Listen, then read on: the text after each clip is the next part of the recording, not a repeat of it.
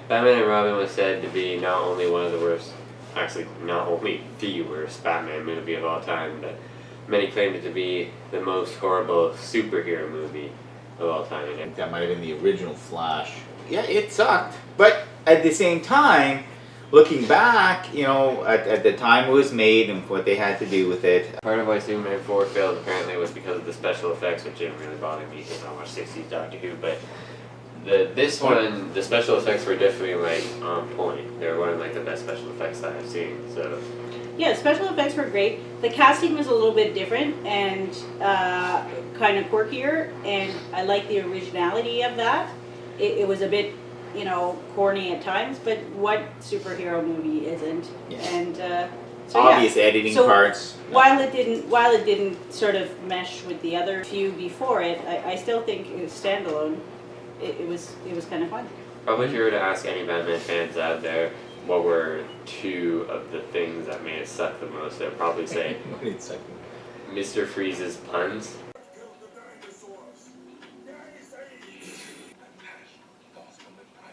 Alright everyone, chill, cool party. Allow me to break the ice. To my thanks. Adam and Eva. Get some ice. Tonight's forecast. A freeze is coming. Freeze in hell, Batman! Winter is coming fast. Iceman cometh. Oh, yeah. Meth cometh. Yeah. And of course, God, you would argue I'm getting past this, the infamous bat nipples. Oh, yes. Yeah, that was, you know, it was time for some unnecessary censorship in this case. Necessary censorship. I'm not sure. The Romans used to have armor plating, but I've never remembered the Romans actually putting nipples on their armor. I'm not sure what that was about. I'm not sure that's what made it suck. Of course, I have to show you this. Sorry, you can't get through a Batman and Robin review without seeing that clip play.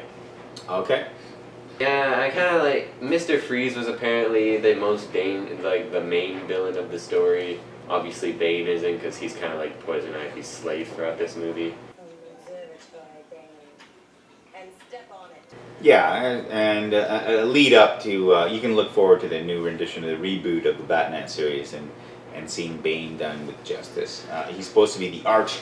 He's listed as one of the arch nemesis of Batman. You think could be Joker, you think could be all these other people, but it's listed often as Bane, which is neat. Arch villain, and they just don't give him any justice in this film. I personally felt like Poison Ivy was kind of the villain that I was most worried about the most, because pretty much I'm scared of anyone who can like attack people's minds, especially make them fall in love with them and stuff like that. Also as a teenage boy. It was nice though that one scene in the fight scene where Batman proved that it is resistible. Focused enough, so. True. And if anyone into the comments, I would hesitate whether the Batgirl What about that person or that woman? is actually the character who was actually attacked by a group of nefarious youth in an alley in an earlier episode, the earlier video. Street toughs attack a girl and she gets away. I think it's the same girl. The ending kind of just had stuff all over the place. But first off, they said that they needed a bigger Batcave, which no, they don't. The Batcave is humongous.